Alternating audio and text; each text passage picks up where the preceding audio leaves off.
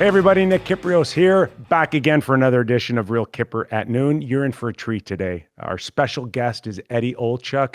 You know him as a legendary broadcaster with NBC News. I know him as a former teammate of mine with the New York Rangers, where we won a Stanley Cup. And more importantly, I know him as a friend. Today, he shares his incredible story through the book that's now available to you. And that's Ed Olczyk with Perry Lefko, Beating the Odds in Hockey and in Life. And we get a sneak peek of that in the next hour. It's inspiring like crazy. It's a story that'll make you laugh. It'll make you cry. But more importantly, it'll make you appreciate how lucky we are to have a guy like Eddie Olczyk in the great game of hockey. I know you're going to enjoy this.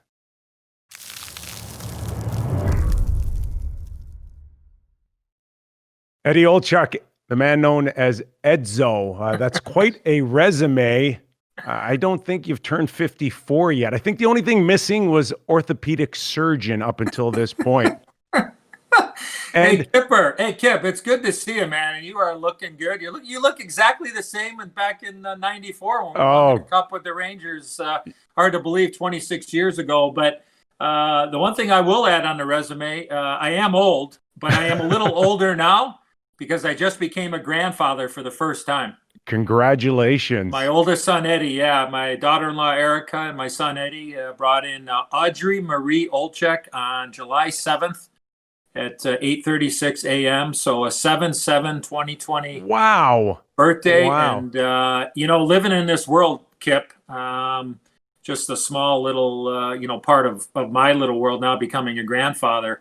It's like torture because we can't pick her up.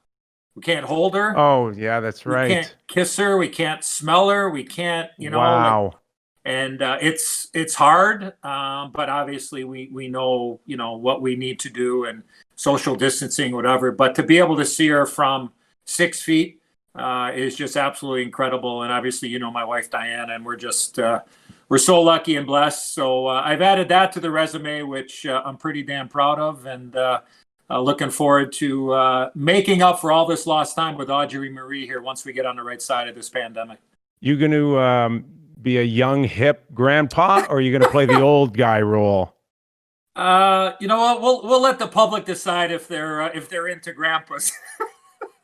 Well, her grandpa is also an author, and soon to be maybe best-selling author. And Eddie, I've got your book right in front of me. Of course, it's Beating the Odds in Hockey and in Life, and a lot of the focus is on your stage 3 colon cancer. And how you were able to overcome that, which is a phenomenal, inspiring story. But of course, there's so much more. So for the next little while, I'm going to kind of reference it a little bit. Yeah. The other thing that we have in common is I've got a book coming out in the fall, October 20th, called Undrafted. And we are working with the same writer, Perry Lefko. Yeah. And Perry came to me and said, I think you've got a really good story. And I said, you're full of crap. No one's going to want to read my book. And he said, no, I just finished one with Eddie Olczyk. And I said, well, Eddie's got a story. No kidding. But he convinced me, Eddie. Yeah. And one of the main reasons, a couple reasons, but one of the main reasons was because he did your book. And I know he did probably a phenomenal job without me not reading it entirely, but I trusted you trusting him.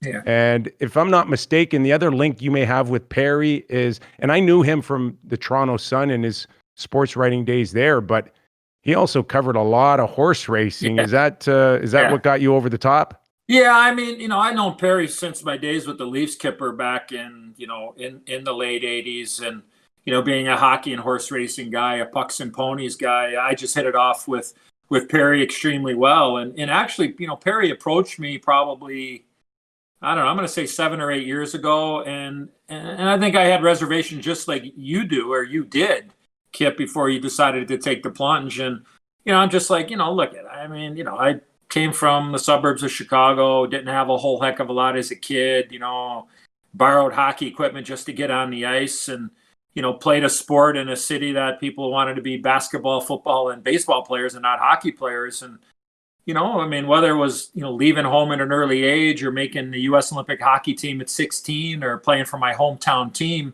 I was like, yeah, but, there's just not a lot there. And, he stayed on me for a couple of years. And then when I did get sick, and it's hard to believe, Kipper, and, you know this very well because we communicated right when I got sick, but I'm coming up on my 3-year so-called anniversary on being diagnosed with stage 3 colon cancer, which will be August the 4th coming up in a couple of weeks. And, I just was like, maybe I could tie in my life story to this battle that I'm about to begin on. And I didn't know if I was going to make it.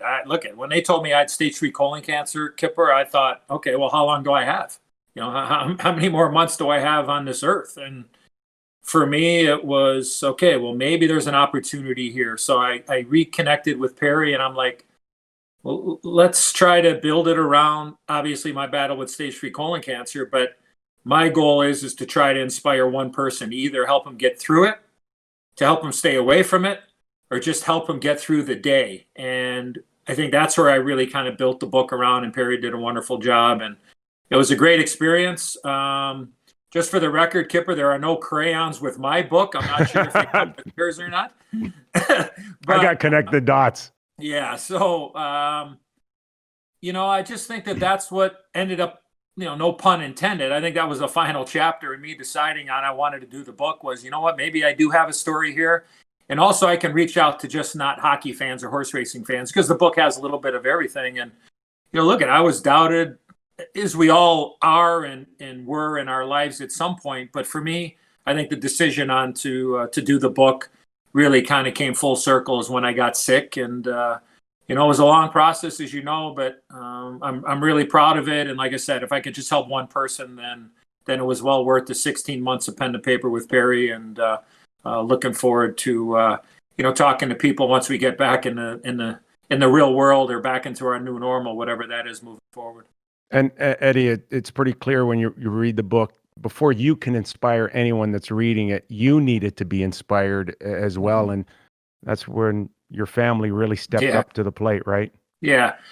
Well, look, I mean, when I got diagnosed on August the 4th of 2017 at 7:07 p.m. with stage 3 colon cancer, I got a call from Dr. Scott Strong, who was my surgeon, and told me that, they came back with the the reading of the tumor, and they just told me that, look, we're recommending 6 months of chemo, and then we'll reassess from there. Like I said, I didn't know what was going to happen. I didn't know how much longer I had. And, I had heard stories about chemo, and I had heard stories about cancer and whatever. But, once I got into it, Kipper, it really tested my will to live. It brought me to my knees. The side effects for the chemotherapy, I would get it. I should probably tell people, I would get chemo every 2 weeks for 48 hours for 6 months. That was the plan. So my first treatment was September 11th of 2017. And I would take 4 hours at the hospital, and then they would send me home with a fanny pack, and they would put like a little fanny pack on my waist, and I would just carry this chemotherapy, a different type of chemo, for the next 48 hours, where it would go off every 90 seconds. And all I would hear when I was in the dead silence of my basement where I'm sitting right now, I would just hear this flush of the medicine going into my body. I would hear it just go every 90 seconds. And for me to hear that and be by myself, I'm just wondering, like, okay, I know that this medicine is trying to kill the disease, but I had enough quiet time to last me a lifetime, where my mind would wander, and I would just drift into oblivion. And then the side effects kicked in, where I would just have nosebleeds, or I had bad headaches, or I had neuropathy set in my fingers or my feet. I would just go to the bathroom, Kipper, without being able to control it. Like, it took over me going number 2. And during my second treatment is where I really was a turning point for me. And you talk about my family, and you talk about my friends like you, and checking in on me and texting me or calling me or just sending me well wishes. That helped me get through.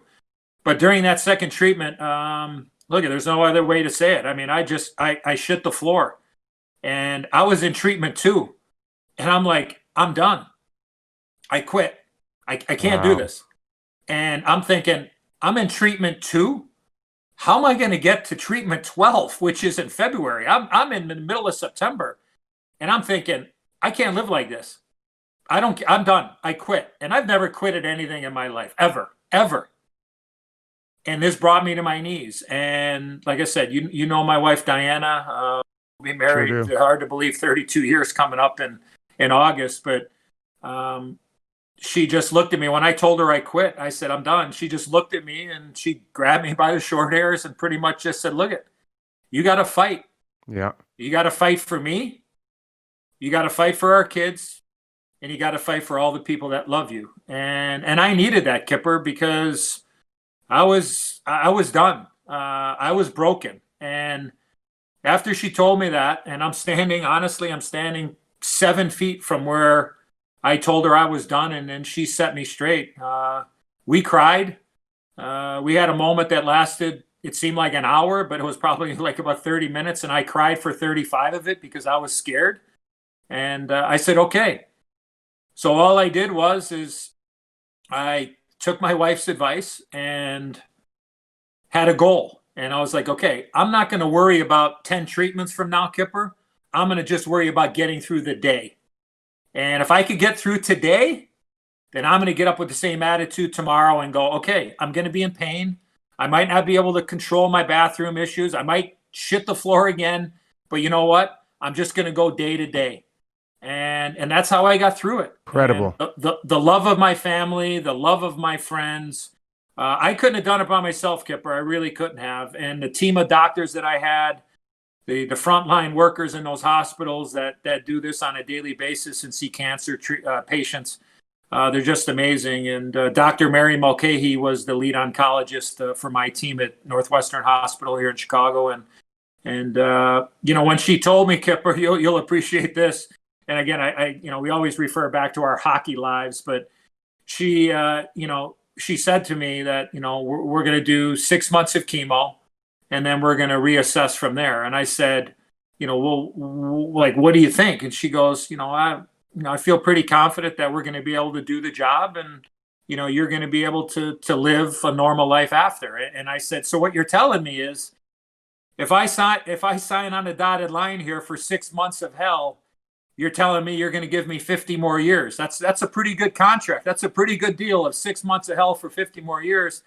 I'm like, okay, where do I sign up? And I put my name on the dotted line and was very lucky with the doctors and the support. And here I am, almost 2.5 years cancer free and very lucky and very blessed about that. Well, as a friend of mine and to many and known well to the hockey world, we're certainly thrilled, Eddie, at what you were able to do, what your family was able to do. And what's that old saying? Behind every good man, there's a woman. Diana changed that to in front of every good man, there's a woman. Yeah, and I do want to say too, Kipper. I mean, look at like the hardest thing was for me, and I don't want to get emotional, but like, you being a father, but like the hardest thing was for me was when I had to tell my kids I was sick. Still to this day, it's kind of like one of the worst feelings that I ever had, because you're supposed to protect your kids. You're supposed to keep them comfortable. But when you come down there and have to share this information to you, you're going to rock their world. You're going to shake them to a core. And that was hard to see the reaction on their faces and to know that they needed to continue to live. They needed to continue to go to school. They needed to continue to work. My daughter, Alexandra, was on her way to her senior year at Alabama. My son, Nick, was on his way to school to play college hockey at Colorado College. It was, that was one thing. I mean, I talk about it vividly in the book, and my kids are a big part of the book towards the end, but, that was one thing that will probably always stay with me, Kipper. And Well, to Eddie, know that I had to fight, I had to fight for them and to let them know, I'm going to be okay. But look, I didn't know I was going to be okay. That was right in the early stages of walking down the stairs and letting them know that I'm sick, because in the past, anytime I heard the word cancer, I always thought about death. I always thought, like, well, how long does somebody have to live, or what do they have? So for me, that moment in time will always stick with Eddie Olczyk. That you're there to be their rock and the strongest force and the one that that they can rely on. But when you not hurt them, but when you put doubt into their mind, you're affecting them. But my kids were there and checked up on me, and my son Tommy, he talks about it in the book where there was a time where he pretty much said, "Dad, look, stop feeling sorry for yourself and get your head out of your ass and let's go." And look, that's great, I'm isn't proud it? of that. I'm proud of it, and I needed that. But I think that anybody that has been touched by this disease, and we all have, sadly. But I think for people out there I think hopefully they can draw some inspiration and know that, hey, like, it broke me down, Kipper, and I was done. And it's I don't want to say it's okay to feel that way, but those are normal feelings when you're in that battle. So we're on the right side of it, and hopefully I can help people stay away from it if they read my book or hear us here today on your show. 100%. And that's Eddie Olczyk with Perry Lefko, Beating the Odds in Hockey and in Life. And it's available right now at many of your local bookstores, or you can buy it online. And you can go on that World Wide Web, Kipper, and get it too. That World Wide Web thing, Yeah. That's all we do, Eddie, is we push a button and it comes right to our home. That's the new world, right? It is crazy. So listen, part of the book, as we said, was your hockey story. And the one thing that I didn't realize, even as a teammate of yours in '94, is, and we see it today, anytime you're a first round pick, the pressure on those type of picks that are supposed to be franchise type of players moving forward. And no, you were not a first pick overall. We know '84, that belonged to Super Mario. Yeah. But you were a top 3. And I didn't get a sense until I read your book of truly how much pressure was on you growing up in Chicago and now being the highest pick in history locally. That was really on your shoulders. It was incredible. And I know you as a very sensitive guy. I mean, I would imagine it was very difficult watching the hype on you in the eyes of Tom Lysiak, Al Secord, Dougie Wilson. Yeah, Dennis Savard, Steve Larmer. Yeah, go on and on. Yeah. Wow. Yeah. And I mean, even at Kipper, 18, you were aware of that, right? You were you knew that. Oh yeah, yeah. Look I became the first American-born native son ever to be drafted by his hometown team in the first round.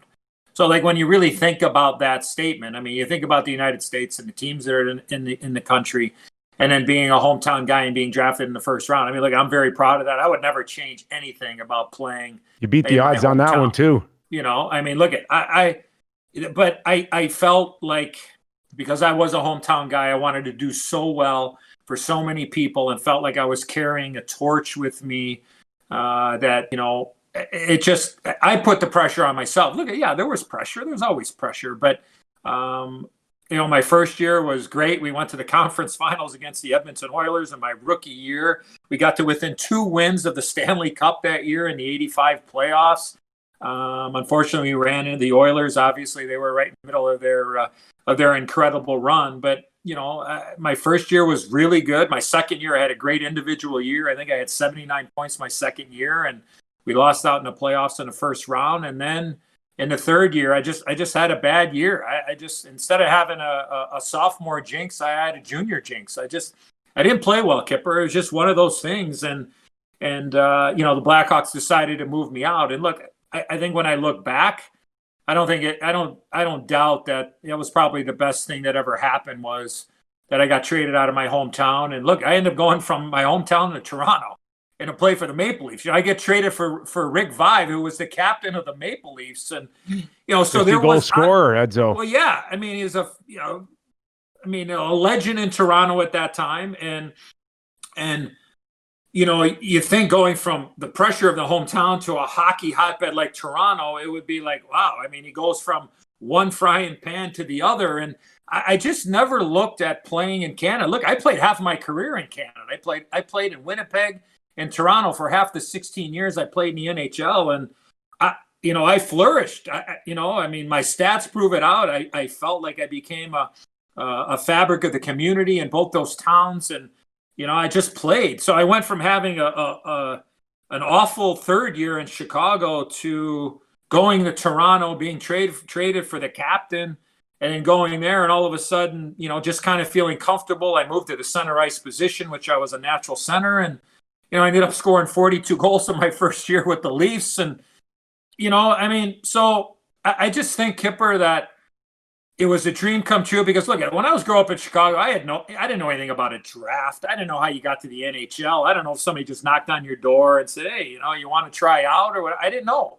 But as I got older, you're like, oh, wow. I mean, you play junior hockey, people see you, and then you get drafted. And once I learned, and I left home when I was 15, I went to Stratford, Ontario. I played for the Stratford Culletons. I played junior B hockey there, and it was an unbelievable year.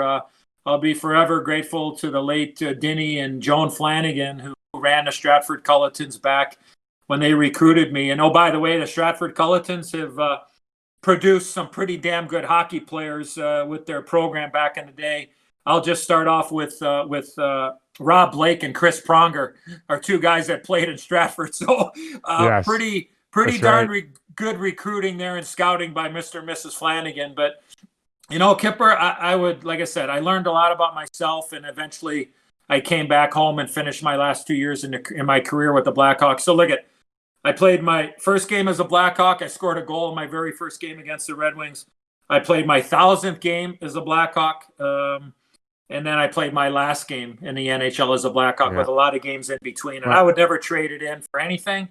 But there was pressure, and a lot of that I would say I put on myself. But at the end of the day, I think it made me who I am today, and really enjoyed that experience. Well versed from the feeling of knowing that Toronto market, and it is a fishbowl. And, you put up huge numbers, so you thrived on it. Is there any comparison to Chicago compared to Toronto in terms of the media attention? It's quite incredible. I'll just say, I think just on that, Kyper, I kind of felt the individual pressure at home, whether it should have been or not, whether that was relevant or not. That's what I felt. But when I went to Toronto, I just kind of felt like I was one of the guys, and it was the pressure of the Toronto Maple Leafs. It wasn't the pressure of Eddie Olczyk performing. Now, you could sit there on the flip side of that and go, well, geez, I mean, look at this trade that just happened. I mean, you and Al Secord come to Toronto, and Rick Vive and Big Daddy Bob McGill and Stumpy Steve Thomas go to Chicago. Like, I mean, that's a hockey trade. I mean, that's a pretty big trade. And I never, honestly, I just didn't feel the same pressure. And again, maybe that comes with being 3 years in the NHL, Kyper. Maybe the experience comes with it. And, I mean, my oldest son, Eddie, was born in Toronto at Scarborough Centenary. My son, Tommy, was born there, and that's for another story. But Eddie, it's one of my favorite stories in the book, and it kind of revolves around you getting traded to the Winnipeg Jets. And I'm not asking you to kind of repeat the whole story of the book, but give our listeners just a tiny sample of that scenario. Well, okay. So I had been in Toronto 3.5 years, and I seem to wear out my welcome every 3.5 years I played somewhere in the NHL. I don't know if there was an expiration. I think there might be an expiration date somewhere on my ass, maybe. I don't know, but get rid of after 3 years, maybe, is what it says. But so my wife was pregnant with my with our second in November of 1990, and my wife went into labor on November 9th of 1990, and the next day we were playing the Blackhawks on Hockey Night in Canada at Maple Leaf Gardens, And then back then in the day, I didn't have a cell phone. I mean, I don't know if you had a cell phone, Kipper, in 1990, but I didn't have a cell phone. I gotta So check if I had a car. yeah, right. So for our younger viewers and listeners out there, you had to go to an old phone and actually punch in the number of your teammates or the team your team management. So that night, I left a message with Bob Stellick, who was our media relations guy with the Maple Leafs, and I just told Bob, said, "Hey Bob, Diana went into labor. I'm not going to be at the morning skate tomorrow, but I'm going to be at the game tomorrow night, 8:00 hockey night, Hawks and Leafs. But I'll be there." So I go to the hospital. I also called Mark Osborne and Gary Lehman, two of my closest teammates. I just said, "Hey, let them know. Let Brophy know that Diana's in labor, and I'll be at the game." So we go to the hospital. We're there overnight. We're there in the morning, and I don't know how to say this, but Diana's not cooperating. It's very slow. She's not playing along, knowing that we got a game here at 8:00, Kipper. Let's go. Like chop. So at about 12:30, I call Bob Stellick again, our media guy, and I just said, I talked to him. I went to the payphone and I just said, "Hey Bob, look at Diana's, she hasn't had the baby yet, but I'm going to be at the game or whatever." And he just said, "You know what? Call us before you come." I go, "Bob, there's not going to be any time. Diana's going to have the baby about 5:00. I'm going to get in the car and I'm going to get down and I'm going to play the game." So all of a sudden, there starts to be a little bit of commotion inside the delivery room. And the doctor comes in and says, "Okay, Diana, hold on. Let me put my catcher's mitt on. Hold on a second. We're going to get ready here." And I'm like, holy cow, this is going to happen. So on a scale of 1 to 10, Diana's probably about a 5 or a 6 on the giving birth. And next thing you know, I get a tap on the shoulder from one of the nurses, and the thing says on the piece of paper, it says, "The Maple Leafs are on the phone. They'd like to talk to you." And I'm like, "Tell them I'm going to be at the game." So she leaves and comes back like 60 seconds later, and she goes, no, Eddie, they really want to talk to you." So my wife's on the table, her legs are like this, okay? She's getting ready to have the baby, okay? And I'm like, what do I do? Kipper, do I leave or do I take the call? Do I leave or take the call? I'm like, all right, I better go take the call, just in case, right? So I go out to the nurse's station. I pick up the blower. "Hey, Bob, how are you?" He goes, "How's Diana?" I go, "Bob, she's fine. She's having a baby. I'll be at the Garden by 6:00. He goes, "Well, call us before you come." I go, "I'm not calling you. I'm going to be at the game." He goes, "Hold on a second." I'm like, hold on a second. He gives the phone to the general manager, Floyd Smith. And I'm like, "Yeah, hey, Floyd, how you doing?" He goes, "Eddie, we hate to do this to you, but we just traded you to the Winnipeg Jets." I'm like, "Excuse me? You got to be bleeping me." "What?" He goes, "Yeah, I needed to do it by league rules, and it's out there, and I needed to verbally tell you." Oh, that's bullshit. And I'm like, you got to be kidding. My wife is in the delivery room on her back, getting ready to give birth, and you're telling me you just traded me. And I was just like, you know what? I forget exactly what I said, but I was like, thanks. And I hung up. And I'm like, now I'm in shock. So I'm like, well, what do I do? So the first thing I did is I called my dad. I wanted to inform him. I called my agent, Ricky Curran and Billy Water. They were stunned. And then I called Mark Osborne because we got traded together. And then I got on the phone and called Gary Lehman. So I must have made 5 calls in maybe like 3 minutes. I was probably gone 8 minutes, but it seemed like I was gone probably 30 minutes. So I walked back in the delivery room. There's the doctor at the foot of the bed. There's Diana on her back. I walk in. She's like this. And all she says is, "Where have you been?" I'm like, "My aunt is sick." And she's like, "Nah, you're really probably not telling me the truth." She looks at me, looks at the ceiling and goes, "Where are we going?" I'm like, holy cow, pregnant and psychic. I'm like, unbelievable. So I'm like, give her the goods. I'm like, guess. I don't know. I thought it was a game. So she looks at me, looks at the ceiling and goes, Winnipeg. I go, oh my God. All I did was like this. I went, Kyper, I went like this. I went like this. Wow. And then I look at the foot of the bed. The doctor goes, all right, this baby isn't going to be born for a few hours. Okay. So Diana just absolutely just shut right down. So at the end of the story is Thomas Vincent Olczyk came into the world a little after 6 o'clock Eastern time. And every time I get around November, right around his birthday, yes. I'll always know where I was on November 10th of 1990 when I got traded from the Leafs to the Winnipeg Jets. You know what, Eddie? It ended up being an unbelievable place to go, by the way, to go to Winnipeg. You know what? Everybody listening to that story for the first time is hey, it's not all roses in terms of being a professional athlete. Hey, Eddie, can you imagine a player today in the NHL now listening to that story going, what, they didn't give you a week and a half off, 2 weeks? Like, hey, and can you imagine a team knowing that scenario and still making that phone call? Can you imagine the heat on that team today in 2020? Yeah, no, it's a different world. And look at, I understand, looking down the road, and look at having coached in the league back in the early 2000s in Pittsburgh. You learn a lot, you see a lot. You hope that you don't ever put anybody in a real compromising position. But I don't want to say that's when I really learned the game was a business. But look at, you can belittle me, you can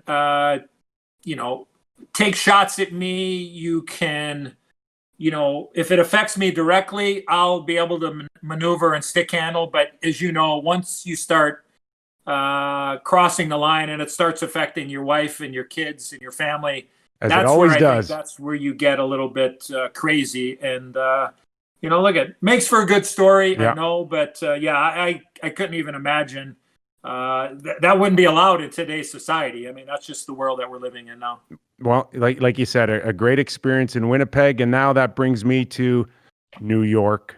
From Winnipeg to New York for Ty Domi and Chris King. Was that the gist of the deal? Yeah, that's it. That's as far as I know. Yeah. Okay, I'm going to read a portion of your book on page 111.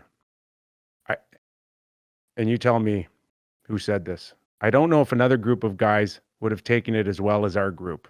And Eddie was the leader in that. Was that you? Yeah. You read your own book. I'm so proud of you. No, I had to okay you saying that. Were you okay with that? Oh yeah. Look, Kyper, look at that year. Look, I'll never forget it. We'll never forget it. I mean, we will always be connected. We saw every high and low, and every win and loss and tie, and it was an amazing experience. And look, we're all players. I had been a go-to guy for the prior 5 years that I got to the New York Rangers. It was a culture shock going there as far as the playing part. The one thing that we had, and I always, when I talk to teams or I talk to players or coaches or when I'm broadcasting games, is the one thing that either develops or it doesn't is chemistry. You can have some tense chemistry, but you need that ingredient in order to win the Stanley Cup. And we had chemistry.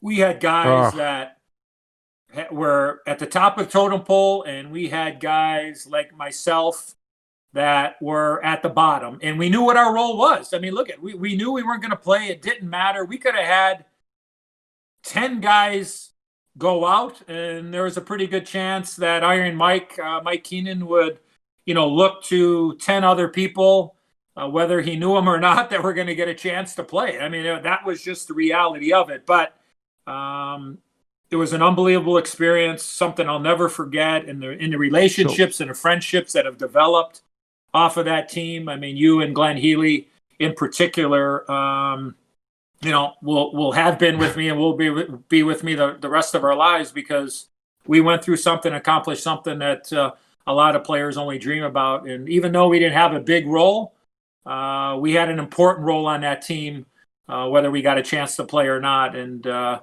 lot of fun, a lot of laughs. And when the Rangers were so kind to bring us in for the anniversary there, Kyper, a year ago or a year and a half ago, whatever it was, the faces, maybe a little older, maybe a few more pounds on all of us. But the story's still the same. And maybe they take a little bit longer to tell, but they're still, still funny. And or there's different versions of them. There's different versions of them, of the stories. So, Eddie, Tuesday night, I did a Zoom call. Scott Morrison, my colleague or former colleague at Sportsnet, put a Zoom call together. It was myself, Mike Keenan, Mike Hartman, Greg Gilbert, and Glenn Healy. And it was so much fun. And maybe Mike remembers a few stories a little different than we did as players. But I'll tell you what he made it abundantly clear was that, and you just spoke of it moments ago, on how it takes a whole village. And yes, the stars, we know, well documented: Mark Messier, Brian Leetch, Mike Richter, Adam Graves. Yeah. But, along the way, to win a Stanley Cup, he needed to lean on a lot of people. And the one thing that he said Tuesday night on this Zoom call was, everybody talks about Mark Messier's a guarantee and his hat trick in the third period and how great Mike Richter was. You came in and played game 6, and Mike said that you played a hell of a game. Mm-hmm. Well, that was the only game I played in the playoffs, Kyper. I mean, I hadn't played. I mean, I shattered my thumb earlier in the year because I was all wound up and probably was a little pissed off, and I ended up sliding in head first in Anaheim trying to save an icing, and I shattered my thumb here, and my thumb was sticking out like this, and I missed a bunch of months. But look at we knew that at any time somebody could go down, or somebody wasn't going to play, or Mike was pissed off at somebody, that we had to be ready, and we had to challenge ourselves every day in practice. Sure, it was hard. It was hard to go home sometimes, knowing that, hey, I'm probably not going to play, but you got to stay ready. And my time came in game 6. And, the one game I think most people will always talk about from, the 94 Ranger team is when Mess, stood up and pretty much said, hey, you know what, we're going to win this game and guarantee it. We're going to go back home and win game 7, and we're going to go to Stanley Cup final. And, look at when Mike approached me that morning at the old Meadowlands at the Brendan Byrne Arena, I think it was called at that time. I was looking at my sticks, and he came over to me by the stick rack, and he was like, how you doing? How you feeling? And I had heard this conversation before a million times, what, you want to play tonight? Yeah, I'll play. He goes, you're playing tonight. You're going to play with Mess and Gravy. You're going to play tonight. I'm like, yeah, great. I go home, have lunch, go to the hotel, sleep, go to the rink, warm up with Graves and Messier and warm-ups, and then here comes Dick Todd, our assistant coach. You're not playing. Well, what do you mean I'm not playing? So I didn't know where he was going on this particular conversation. But I said how I was doing. I said, yeah, I'm doing good. And again, this is morning of game 6 in Jersey. I'm like, yeah, I feel good. And when he goes, what was the most goals you scored in a season? I'm like, well, it's right here in the media guide. and I go, well, Mike, I had 42 goals in Toronto, and I actually scored 30 plus goals for 5 straight years before I came here. I don't know if you realize that. You scored 42 goals in the NHL?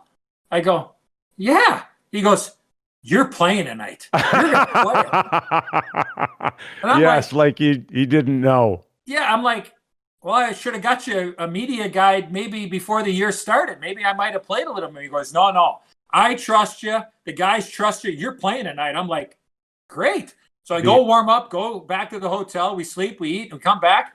Sure enough, I'm taking warm ups. I think I was out there with Sergei Nemchinov, and Greg Gilbert. And I swear, Kyper, I went into the room, And I'm like, I'm waiting for Dick Todd to come into the room and go, "You're not playing." He never came in. I'm like, holy cow! I get a chance to play in this game, and Oh, it was. I mean, look, it was awesome to be a part of it, and we found a way to win that game. You're right, Mike Richter. He gave us a chance to win, man. That game could have been 5 Cobb after the first period, but Ricky played out of his mind. Yeah. And as soon as Alex Covey scored at the end of the second period to make it 2-1 because we were down 2-0, we all knew we were going to win that game. Like, we all knew it, and it was great to be a part of. I played against the Islanders in the first round, and then my next action was Game 7 Stanley Cup final against Vancouver, and I'm sitting there going, just don't cough a puck up the middle. I'll never be able to go to New York City ever again. That's all that was in my mind. And the other guy who stepped in, I think, for Jeff Bukaboom was Doug Lidster. Yeah, Liddy did an unbelievable job. Wow. He came in and was seamless. Like, he came in there, and like it looked like Liddy had played every game. Like, he just slid right in. Was he with Leachy a lot? I think he wasn't he? I think Leachy was with Jay Wells a little bit. Was he with Zuby? And no, Kevin Lowe maybe. No, it was Losey. Yeah. Oh gosh, now you're putting me on the spot. But I think. Yeah, I thought it was Potsy. I thought it might have been Potsy in Kev. It was Liddy. I thought it was Liddy and Leachy, and then it was Zuby and Jaybird, but I don't know. I could be wrong there. But look, the guy stepped in and played top 4 minutes, right? Like, he did. He came in and played unbelievable for us. Yeah, absolutely incredible. And, my big thrill was always trying to get you to drink a beer, a glass of wine, and all you wanted was your DPs, Diet Pepsi, Diet Pepsi, Diet Pepsi. So it was a big thrill for us to see you drink champagne out of the Stanley Cup. Yeah, that was first time ever. Actually, that was the second time that I had drank on purpose. The first time I was 7 years old, sitting on my dad's lap, and I took a taste and I spit it all over the place. The second time was when we won the Stanley Cup, and the third time is when my oldest son Eddie got married 2 years ago. I drank at the wedding just a little champagne. So it was why we play.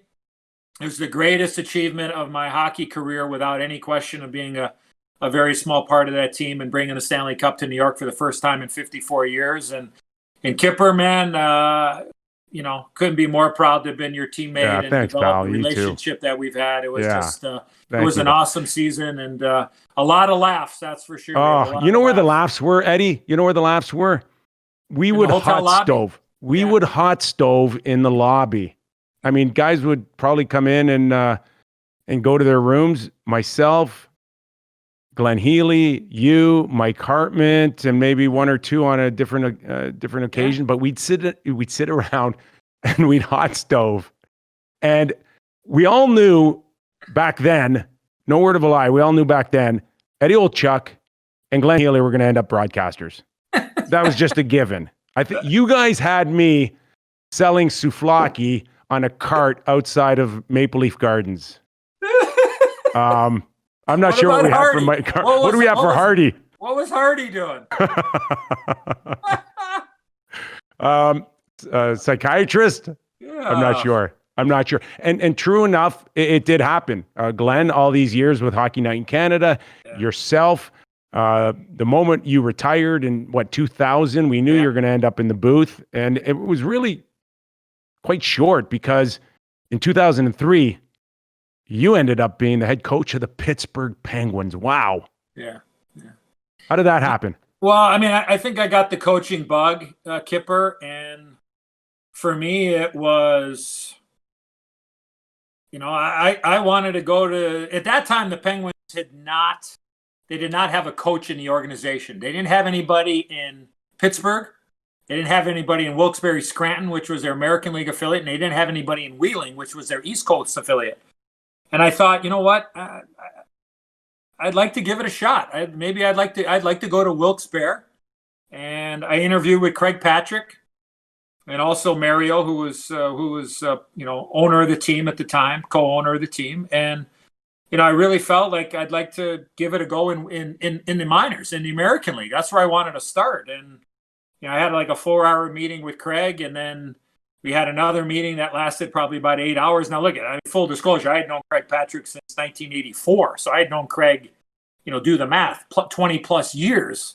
And, he just said, hey, look, like, we'd be interested in you considering the top job at the NHL, because we're going to have a young team. We're going to blow it up, and we're going to prepare for a 5-year plan. And I went in and interviewed again, and it was like,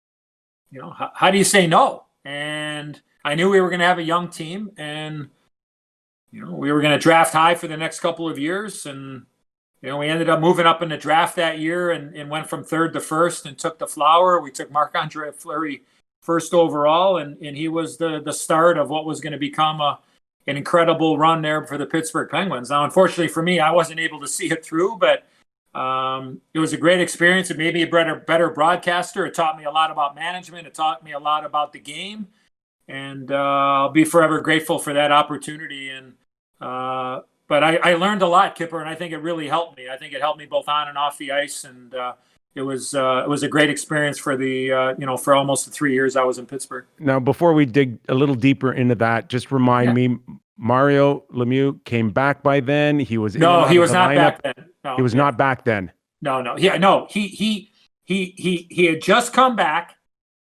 He missed a bunch of time.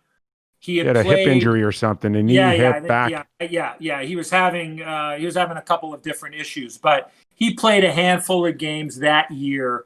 My first year, with the Flower that year. Yeah.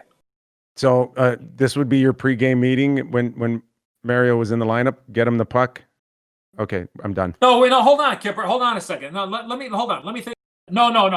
Mario was not there in the 03-04 season. He came back after we had drafted Sid. Okay, and you were still behind the bench, though. I was still behind the bench. So the 05, so my last season in Pittsburgh is when Mario came back. Yeah. So that's when you really became a good coach. Yeah, all I looked at was 66. And then your meeting started with get him the puck, and it's 87, 66, 66, 87. That was incredible. You've got the one of the best in history, and one that's going to become one of the best in history. Yeah. I mean, look, it was. It's a great opportunity. And by the way, we drafted Evgeny Malkin in between Fleury and Crosby, by the way. So that was a hell of a run there for the Penguins. But, look, I had played with Mario. I'd worked for him as a broadcaster prior to that. And then he became the owner, and then all of a sudden he came back and played and was the captain. And, coaching, so-called coaching, guiding your owner while he is playing is certainly a first. I think I was the first ever. I think I was the first ever coach to coach his owner in the National Hockey League. But like I said, it was a great experience. And look at full disclosure. And I mean, I've said this before: is we went from a rebuild that first year with Fleury, and then the next year there was no hockey, and then the next year is. Well, we hit the lottery with Sid, and then Mario came back. So we tried to go from the rebuild to becoming a Stanley Cup contender. We went out and signed Mark Recchi, John LeClaire, Jocelyn Thibault, Lyle Odeline, Andre Waugh. So, we went from one extreme to the other. And as you know, there are no quick fixes. And unfortunately for me, I wasn't able to see it through. But a great experience. It was something that I'll never forget. Well, Edzo, I know that great experience hasn't been lost on a lot of teams in the last few years. And, you can confirm or deny, and I'd probably be careful if it was anybody but you, but I will tell you that, there's been some talk and speculation as an insider in my past life at Sportsnet. I can tell you, I know for a fact that you had conversations, a year and a half ago with the Philadelphia Flyers for a position. I heard New Jersey. I've heard Winnipeg possibly a while ago. You linked to their coaching staff. Okay, what the heck is going on, man? I'm not going to deny any of those conversations with the teams, the specific teams you mentioned. Very honored and humble that I would have any kind of dialogue with those teams. Sometimes timing just isn't right. Sometimes, positions just don't open up, and sometimes teams just want to go in a different direction. So I think with the dialogue that I have had with teams has been eye openers. It's been very engaging. It's been very adrenaline driven. I love what I do. I mean, I do. I am very lucky. I get to work at NBC and do hockey and horse racing. I get to do the games for the Blackhawks. I work with unbelievable people, the legendary Doc Emmerich and the great Pat Foley here in Chicago. I love what I do, but I have had those conversations and nothing has materialized to this point. But you never say never. You would love another crack at it, right? Either manager, coaching, does it really matter? You just want to go back and join a team? I'm very much, considering where I've been here, Kipper, the last couple of years. I mean, personally and health-wise and now becoming a grandfather and all those type of things. Things change. Opinions change.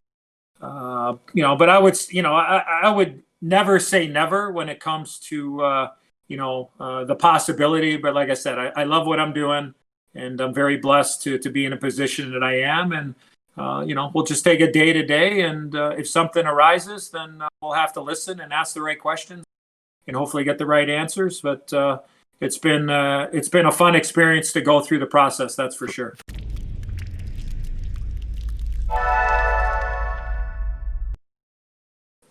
All right, you're listening to Eddie Olczyk on the Real Kyper at Noon show. Now, a lot of you listeners don't know that Ed's brother, Ricky Olczyk, has been involved with various National Hockey League teams, including Edmonton, Arizona, Carolina. Now, who's that at EDZO? Carolina. I'm going. Yeah. Even Toronto. Most recently, worked with the Toronto Maple Leafs. Yeah. He is now the assistant general manager of the Seattle franchise, along with Ron Francis. They're reunited from their Carolina days. Now, EDZO, I'm not here to spread rumors, but I'm looking at a really, really good fit. And no, the truth is, I hear your name linked to Seattle. Now, in the book, Rick talks about the emotion that he had in your first National Hockey League game as a Chicago Blackhawks, watching you score in your first NHL game. Would the feeling be kind of the same if you were to join him in Seattle? Well, full disclosure, former roommate of Ronnie Francis is in Pittsburgh, and I'm also a former landlord of his when I was doing TV. He owes you, buddy. He owes you. Yeah, no. He was the landlord. I was the occupant, and the price was right. That's all I'll say. He took good care of me when I was working in Pittsburgh doing TV, and him playing up in Toronto. But I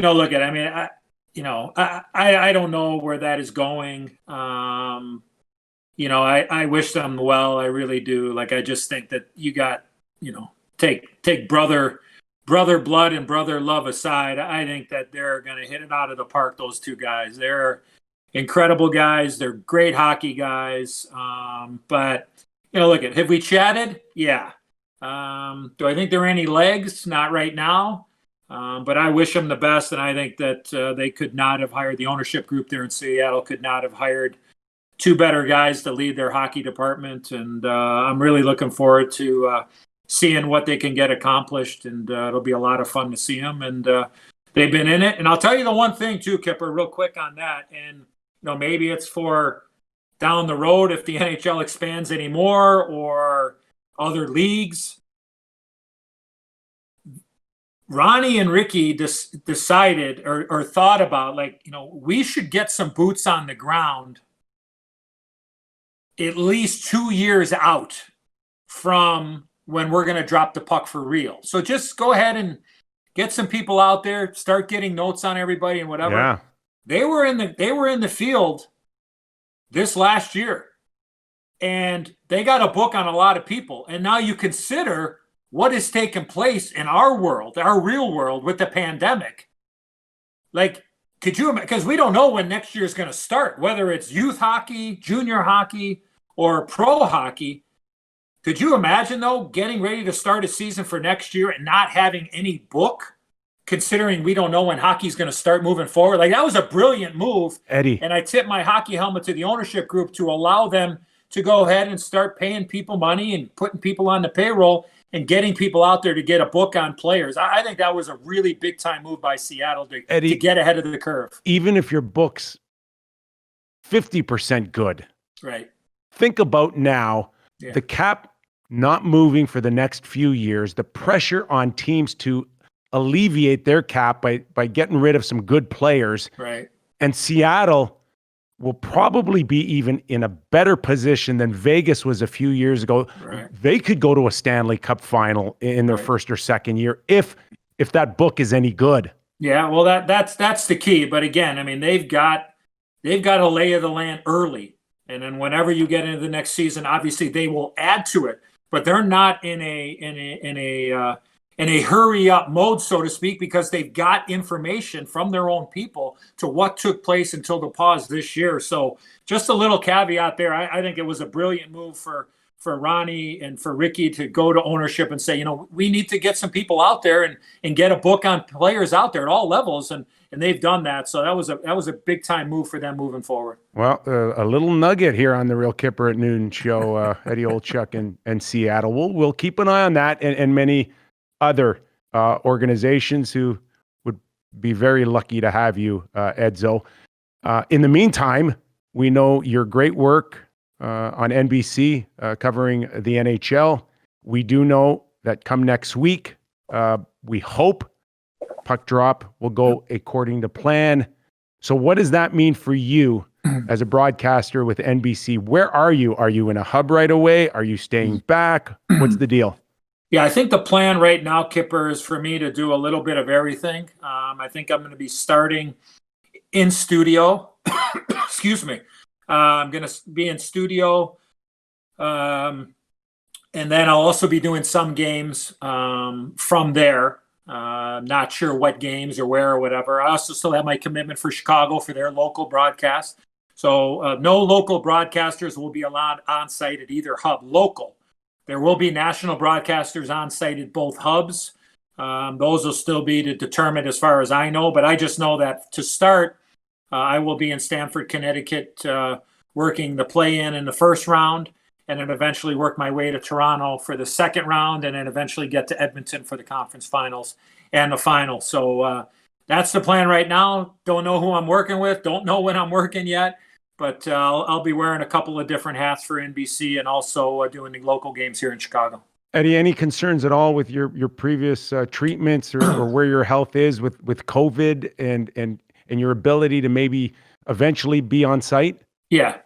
I think at the start, without getting any information from my doctors, I was wondering. But I've been told by my doctors that, you know, I'm not in any higher risk, Kipper, than anybody else, even though I've had past underlying conditions being the cancer.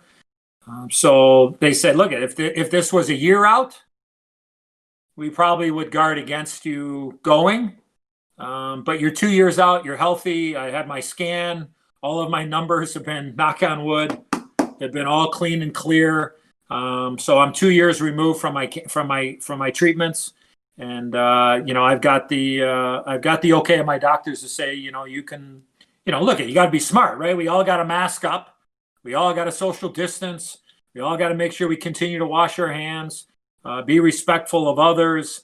But as far as I've been told by my medical team that they're signing off on me going, and I'm hoping that I get that opportunity to get back. And again, Kipper, I think it's important too is, like this is our little world, right? The hockey world. We know what's going on in the real world. We know that that's the most important thing.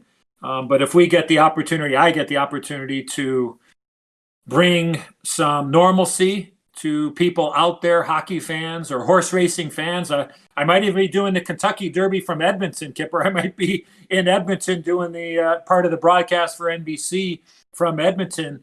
But to know that we can maybe take people away from the real world for a couple of hours each day, I'm looking forward to that opportunity, and we'll do what we can with the equipment and the way the setup is. We'll take it any way we can. But Yeah. in the past, you're always beside your play-by-play man, whether it's Pat Foley with Chicago or Doc Emmerich on the national show with on NBC.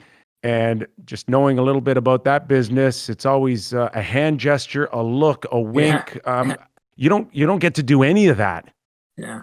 With your play-by-play man. So, I mean, have you talked about it? How's that going to work? Yeah, I mean, obviously, if we're in different locations, regardless of what that might be, or different booths, if we do get to the hubs, and we got maybe one person and one or not the other, and you can't visually see them, you're right.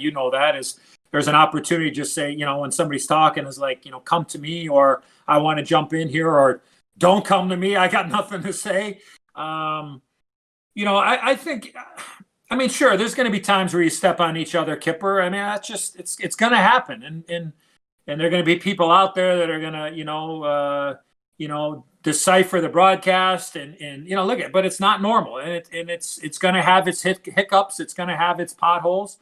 But look at, we're going to be able to do what we love to do and be able to bring the game to the greatest fans in the world. And, but I think we'll work it out. We'll figure it out. I think we know each other's tendencies. I think we know each other's cadence, and to know when maybe Doc or Pat need a breather just because the action is furious, where I can just get in there and just make a quick little comment so they can take a deep breath. And then there's times as a broadcaster, as an analyst, to be able to sit there and go, look at, it's probably not the right time to try to open up your mouth when the puck is below the top of the circle and Kane or Crosby or McDavid has the puck on their stick. Maybe you should just keep your mouth shut and then just wait for an opportunity to talk. So I won't be as aggressive as I usually am. But it'll all be about feel. But, look at, those guys are Hall of Famers, and I'm going to jump on their shoulders and they'll carry me through, and we'll do the best job that we can. So from us on the outside, we've heard about live music. We've heard about video showing crowd noise. Cameras in different seats that they normally wouldn't be. What else can you tell us? What's the plans with NBC to kind of spruce this thing up for us? Yeah, from that part of it, I mean, I just had heard about the speculation about some extra cameras. I mean, obviously, teaming up with Sportsnet and what have you in both hubs. But, I don't know about the crowd noise. I don't know about any of the video stuff. I don't know anything about that. I would just take it from the point of view as a broadcaster, I never liked any effects in my headset, Kipper, when I was doing games. When I'm in the building and in booth, I don't like any extra. I don't like the effects. I don't want to hear a lot. I can pick up every once in a while, the mics around the rink, but I don't like the crowd noise. I don't like the effects of the puck hitting the post or guys skating or anything like that. I just like to be able to watch and comprehend on what's going on. Now, if I was a player, I would want something going on. I mean, I would want some kind of crowd noise. I don't know what you would think, especially in stoppages, in TV timeouts. There's got to be music or something. Could you imagine going back to the bench in an empty building and you're just standing there? I think there's got to be something going on there. That's my opinion. You're talking to a guy that played in Hartford. Do I know anything about empty buildings? Come on. So it's interesting. So you're saying you can get just as excited as you've ever been as a broadcaster without anybody in the fans. You're not worried about that. Well, no. I mean, for me to do my job, look at, I would want 30,000 people in those buildings every night. But considering the world we're living in, and like I said, when I do my job as being in the building, I don't hear the crowd a lot. Now there's every once in a while, the gold medal game in Vancouver back in, what was that, 14 or was that 10? I can't even remember, Kipper. Eddie, I don't know what I had for breakfast today, but okay, I think that was 2010. They were in Vancouver. I'm just guessing. We were sitting right in the crowd, and I couldn't hear nothing. And then all of a sudden, Sid scored the golden goal, and I could hear the crowd through my headset, which obviously was pretty incredible. But you know what? I'm just going to do what I do, and I'm sure once you get into the game, you're talking to an audience out there, and just know and wish that, and in time we will get on the right side of this.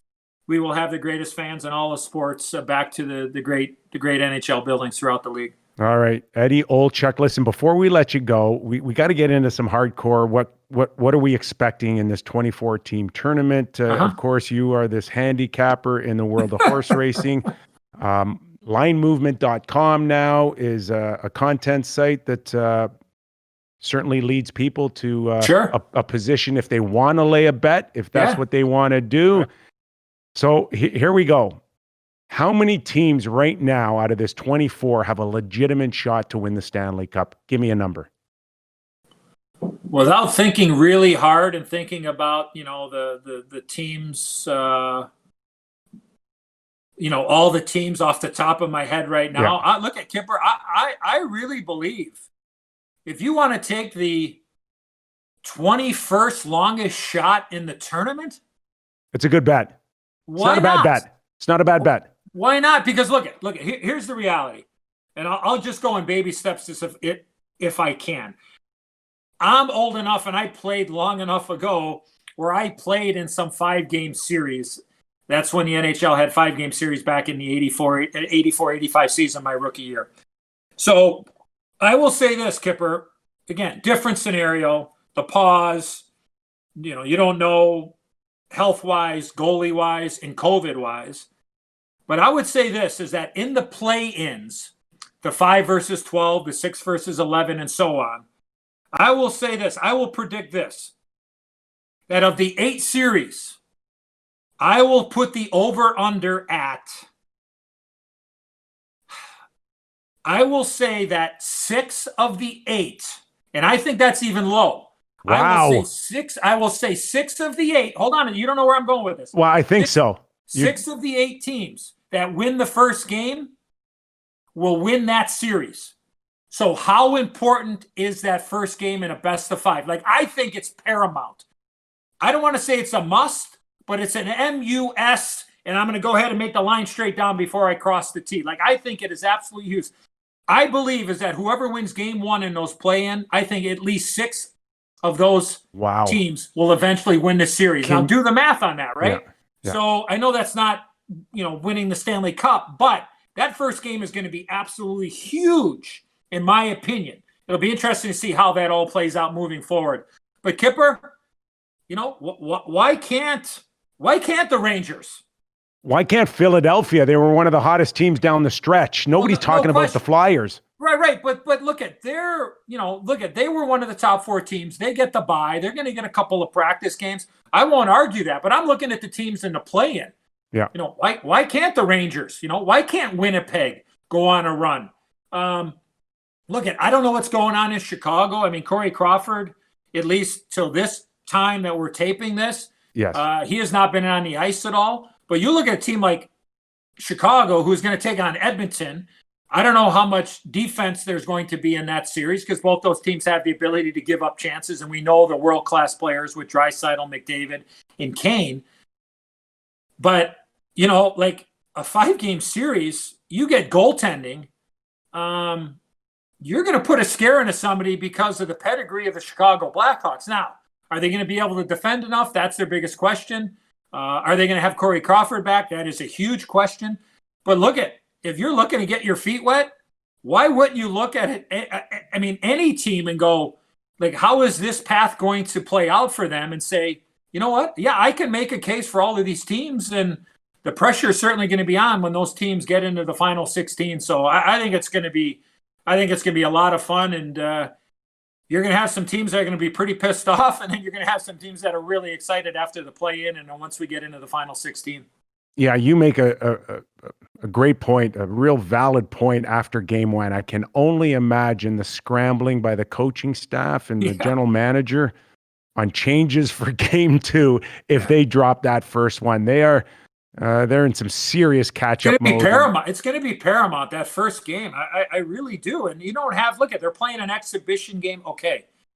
But, you're getting thrown right into it. And if, you fall behind and you lose that first game, now all of a sudden, things start creeping in as, okay, well, game two is a must, right? All of a sudden you're in that situation. And we've seen goaltenders. We've seen goaltenders go on a heater and win 7-game series, and we haven't seen 5-game series in a long time. So there'll be something for fans and for people that are looking to invest to take a real close look at of how these play-in games play out. Talking over-under with Eddie Olczyk on linemovement.com. I love it. That is awesome. We're gonna. That's my line. You know what, Kyper? I'll set the line. I'm gonna set the line at 6. That's what I'm gonna set the line at. That's what I'm setting it at, 6. Hey, don't look now, but you're gonna be a regular on this show here, setting lines moving forward for all our listeners. Hey, I know the answer to that is. I think we talked about this in the hot stove 26 years ago.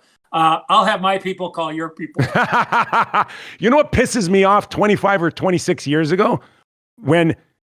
When I was reaching for the hockey news or the New York Post or the Daily, you had a race form in your hand, and I was too stupid to pay attention to you, going off after practice to where? The Belmont racetrack, EDZO?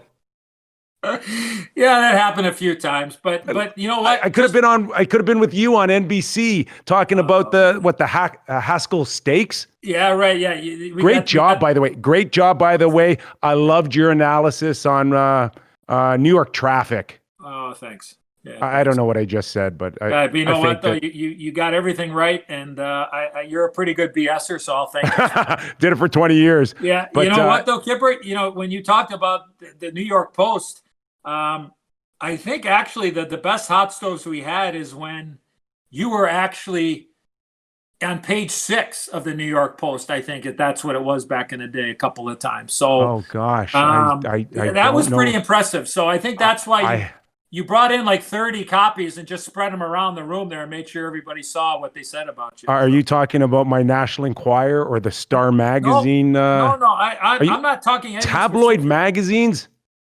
Is that what you're speaking of? Eddie, I think we're out of time. Yeah, this line of communication is breaking up here. The World Wide Web is out of control. Ladies and gentlemen, Eddie Olczyk from NBC, getting ready for this incredible run that we're going on, this historic run. Eddie, this was one of the fastest hours we've had so far. Might be the only hour we've had. Isn't that how long it's been? Hey, and we could have gone another hour, right? And for those of you... I love you, and I appreciate you having me on. I look forward to doing it again, pal. Well, listen, for those of you that have not read Ed Olczyk with Perry Lefko's book, Beating the Odds in Hockey and in Life, I hope in the last hour you got a sneak peek of what you can expect, the laughs, the tears, and everything in between. It's a fascinating read. I urge all of you to go out there and pick it up. Eddie, I cannot thank you enough for sharing some incredible stories. You've had an incredible life, and you will continue to do incredible things, and we're all lucky for it. Thanks, Eddie. Love you, man. See you, Kyper. Good luck with everything. Okay, we'll see you soon.